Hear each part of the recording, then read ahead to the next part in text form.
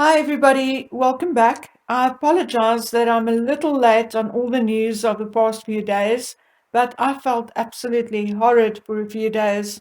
I even considered having myself tested for that undercover virus, as I had a fever yesterday, but luckily I feel much better today. Anyway, let's continue with the latest news, and today I have more questions than answers.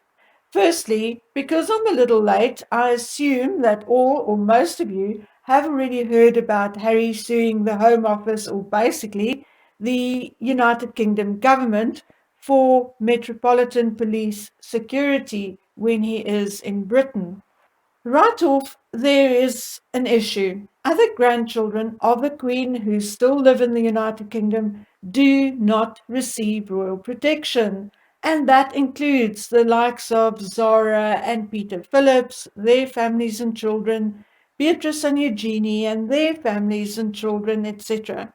Not even the Queen's own children, like Anne and Edward, receive royal protection around the clock, only when they are at royal events or when doing royal duties under certain circumstances. The only people receiving royal protection are the Queen, Prince Charles and Camilla, William, Kate, and their children. And the only reason why we can say the Cambridge children have round the clock royal protection is because they are minors living at home and their parents and home have 24/7 protection. However, although the details are not made known, it is also true that Charlotte and George and Louis do have a bodyguard at school, most likely an undercover officer. And the reason why the children's security had been increased will surprise you all. But we'll chat about that later and in another video. For now, let's continue with Harry.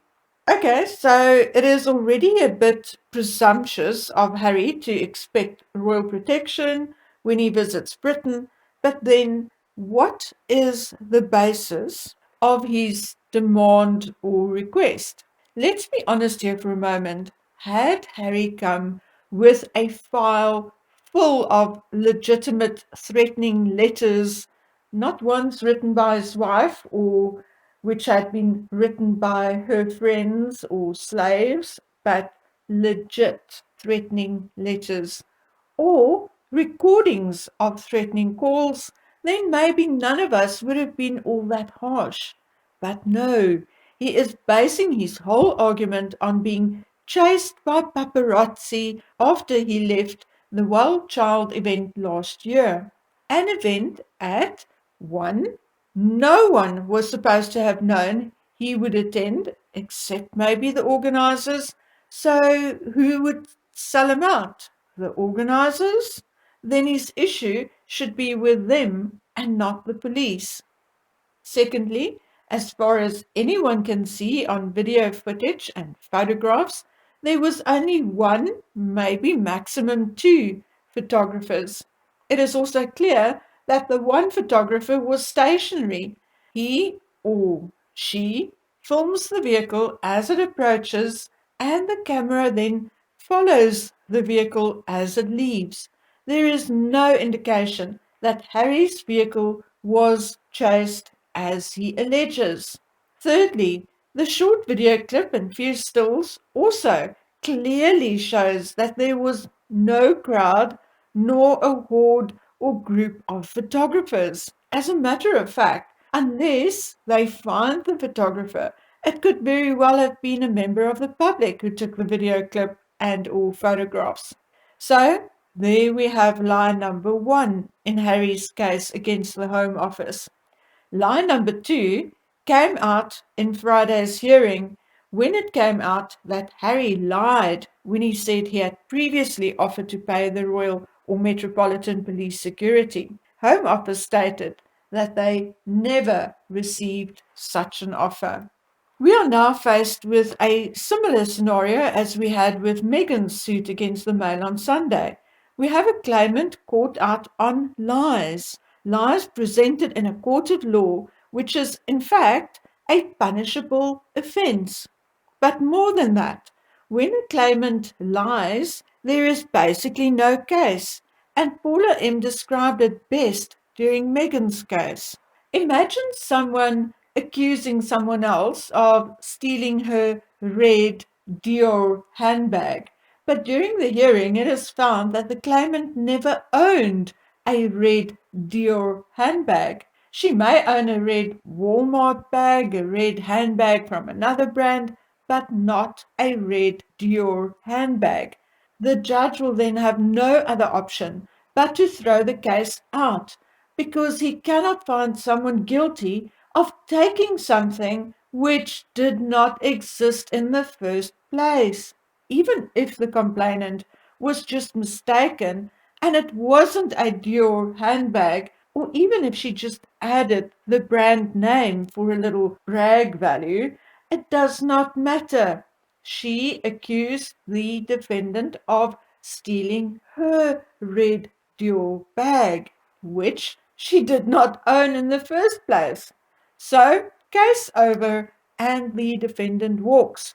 In a civil case, like that of Harry and Meghan against the Mail on Sunday, and now the Home Office, it is even more important that the claimant tells the truth, as in a civil case, the whole case hinges on the claimant's story, his opinion, his feelings, or his circumstances, etc.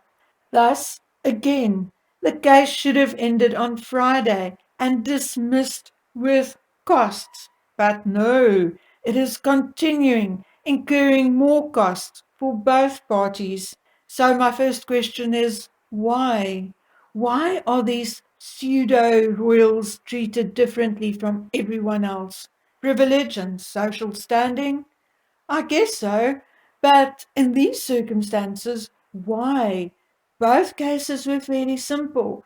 There is or was very little reason for all these continuances and weeks for a final decision.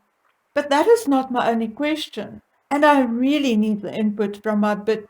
But that is not my only question, and I really need the input from my British subscribers here. I've been reading and rereading the United Kingdom law on high treason, and if I take out all the ridiculous parts referring to adultery, etc., we are left with the following. You may be guilty of treason when you are levying war against the sovereign and adhering to the sovereign's enemies, attempting to undermine the lawfully established line of succession, or any other act which threatened the safety of the state.